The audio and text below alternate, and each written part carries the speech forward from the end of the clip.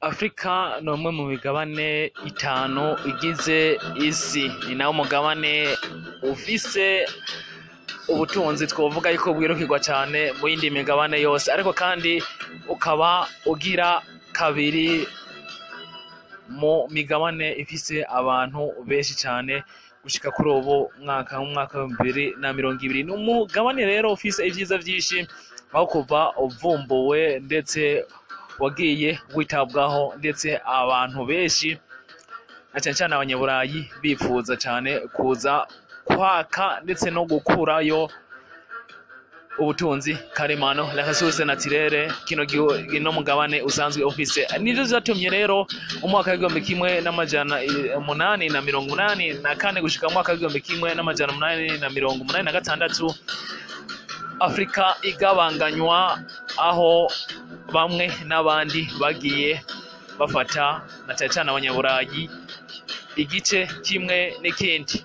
Inkubiri y'umwaka w'igihumbi kimwe n'amajana 960 yatumye ibihugu vyinshi vya Afrika bigenda bironka ukwikukira, ari nako abanyaburayi na cyane cyane abanyaburayi n'abanyamerika bagiye bashaka bipfuza ubutunzi karemano uno mugabane ufise. Arivyo vyagiye bituma umutegetsi wari wese yashaka gutera imbere no guteza imbere abanyafrika agwanywa bimwe biboneka. Tugiye kugaruka kuba perezida ndetse n'abandi bantu bakomakomeye batandatu bagiye bicwa muri ukwezi kwa 10 turimwo kuva mu mwaka w'igihumbi kimwe n'amajana 960 bazigwa ivyiyumviro vyabo no guteza imbere abanyafrika ubwabo.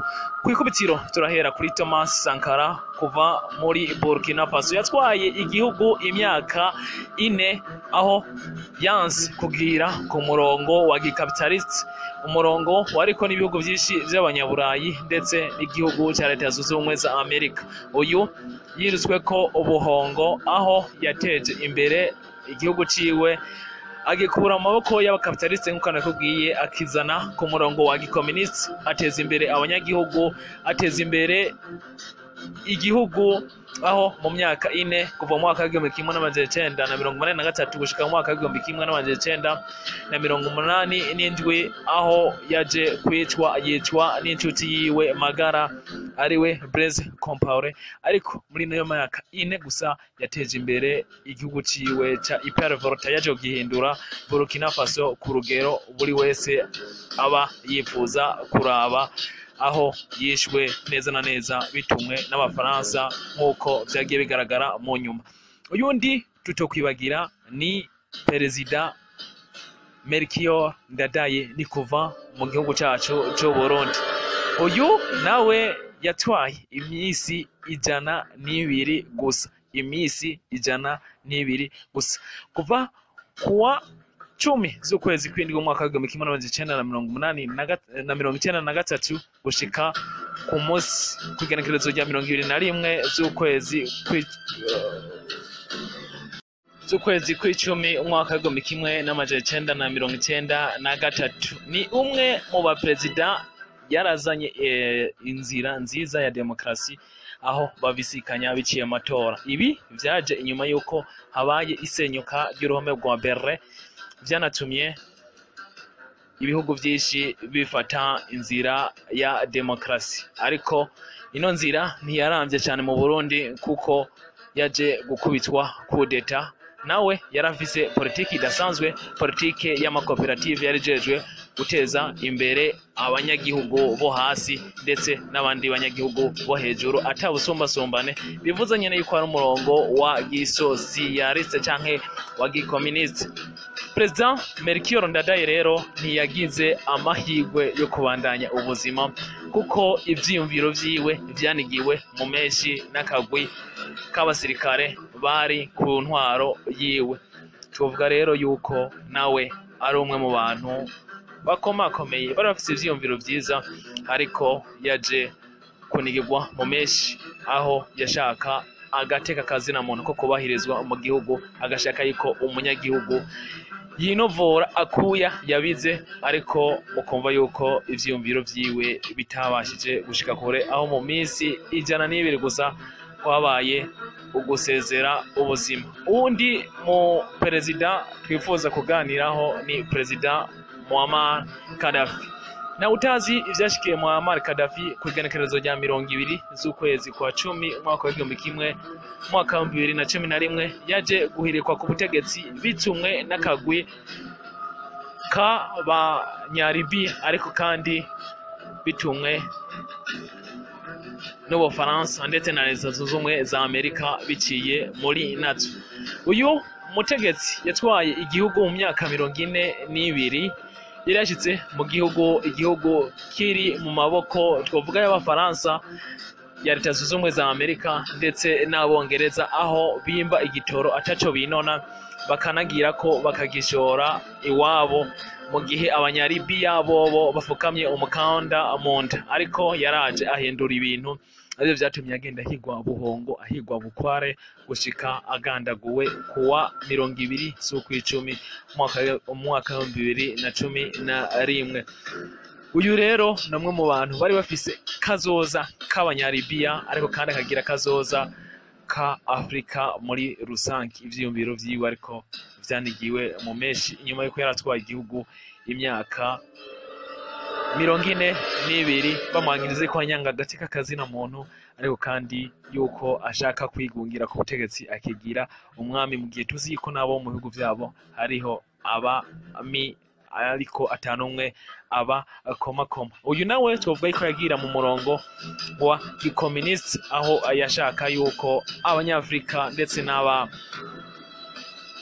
n'abanyalibiya bonyene ubwabo ivyiza bafise vy'igihugu babasha kubisangira bonyene ubwabo, hanyuma abandi bakaza mu nyuma, ariko igihugu ciwe ndetse n'abanyagihugu wiwe babanje guhaga. Uyundi tuco kwibagira yazipfuye ndatse yasezeye umwaka w'1986 agapfa mu kwezi kw'icumi, ukwezi je fata nk'uko intwari. Nawe se yundi ni Samora Machel. Uyu yatwaye igihugu ca Mozambique, ni igihugu giherereye mu buseruko bushira ubumanuko bwa Afrika, ni igihugu kinini ariko gituwe n'abantu bakeya. Uyu nawe yatwaye igihugu mu gihe catwagwa na Portugal. Yafashije kino gihugu biciye ku mumuheto ushika ku kwikukira kwa 25 z'ukwezi kwa gatandatu umwaka wa 1975 biciye mu mugwi wagwanya leta witwa Frelimo. Yaje gusezera isi kuwa 19 z'ukwezi kw'icumi umwaka wa 1986 apfa ubwo yaravuye mu rugendo rw'amahoro apfira mu ndege. Beshi bavuga yuko yahanuwe canke yakorowe mu gihe gushika kuri ubu atawuravyemeza. Nta numwe atokwibagiza yuko uno mugabo Samora Machel yanse agasuzuguro ndetse akafasha cyane kwikurako intwaro ya apartheid, arivyo abantu benshi bagenda bashigikira. Ubu nawe yarafise umurongo wa socialiste ndetse n'igikomuniste, rero vyatumye abanyamerika ndetse na South Africa itigera imushaka neza yuko atwara igihugu, arivyo vyatumye atwara umwanya muto. Uri nawe tuco kwibagira ni Rui Rwagasore. Uyu yasezeye isi kuwa 13 z'ukwezi kw'icumi umwaka wa 1961, imisi gusa mikeya imbere yuko Uburundi buronka intahe yo kwikukira. Ni umuperezida atabashije kuba umuperezida, ariko yarafise indoto zo gushikana igihugu ciwe kure, afise indoto zo gushikana Uburundi ku yindi ntambwe biciye mu murongo wa gisosialiste, kuko imbere yuko ashitsa ndetse ashika kuri ibi yari yatanguye gucrea ico twokwita amakoperative kugira ngo abashe gushitsa ivyiyumviro vyiwe kure. Akaba rero mva nawe yashaka yuko Abarundi bonyene ubwabo babasha kuryoherwa ndetse babasha kwinovora akuya babereye aho abandi banyamahanga boza kujya ivyo batabiriye akuya ndetse bagatwara n'ubutare bw'abarundi. Uyu nawe yaje kwivuganwa ku wa 13 z'ukwezi kw'icumi mu mwaka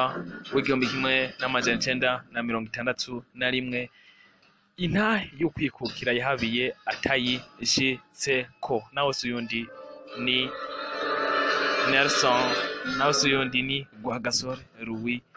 Uyundi no adasanzwe ndetse akomakomeye nawe suyundi umwe mu bantu baharaniye ubwigenge biciye mu muziki mu mudiho wa reggae. nawe suyundi ni Rock Philippe Dube. uyu nubwo atishwe ngo biciye mu vyumviro vyiwe ahubwo yishwe biciye mu busuma yagombye kugirirwa, yapfuye ku wa 18 z'ukwezi kw'icumi mu mwaka wa 2007. uyu namwe mu bantu biciye mu gahogo yagiye yambamba, yagiye asaba yuko abanyafrika ndetse n'abanya South Africa muri rusangi yuko bagira mu murongo mwiza, umurongo wo gushira hamwe, umurongo wo guhuza, aho kuguma bashihana. Ibi vyiyumviro vyiwe rero vyagiye bigwanywa ubwa mbere, ariko biza kwemegwa gushika naho kuri ubu indirimbo ziwe zo mudiho wa reggae zigenda zikundwa aha na hariya, aho yagiye akora imiziki ndetse umudiho wa reggae twavuga yuko ukomakomeye. yagiye gusezera isi ku wa 18 z'ukw'icumi rero mu mwaka wa 2007. undi tutokwibagira n'umwe mu bantu wari wese atangarira nawe suyundi ni Che Guevara. uyu ni umwe mu basocialiste ndetse n'umwe mu bakomuniste adasanzwe azwi mu bihugu cyane vya Argentine, azwi cyane mu bihugu vya Cuba, ariko kandi azwi mu banyafrika muri rusange kuko yagiye afasha ibihugu vyinshi vya Afrika kuronka intahe yo kwikukira. uyu nawe yasezeye isi ku wa 9 z'ukw'icumi mu mwaka wa 1967 inyuma yuko yaramaze kugira urugendo rudasanzwe, akora ingendo zidasanzwe muri Afrika kugira ngo abashe kuronka intahe yo kwikukira. ariko ibihugu vyinshi vya Afrika vyagiye bigira mu murongo wa gikomuniste, n'ubwo bwa nyuma vyagiye kugorana bigahindura inzira. ngaba zino ntwari 15 za Afrika zagiye zisezera isi mu kwezi kw'icumi bakunzi ba Iwacu TV. nizeye ko mwashoboye kunezerwa na ino video. ndabasabe musangize ino video, subscribe kuri channel YouTube yacu kugira ngo muze muraronka ibindi, share, like, comments, navyo biba bitunezereza. ndabashimiye cyane kuba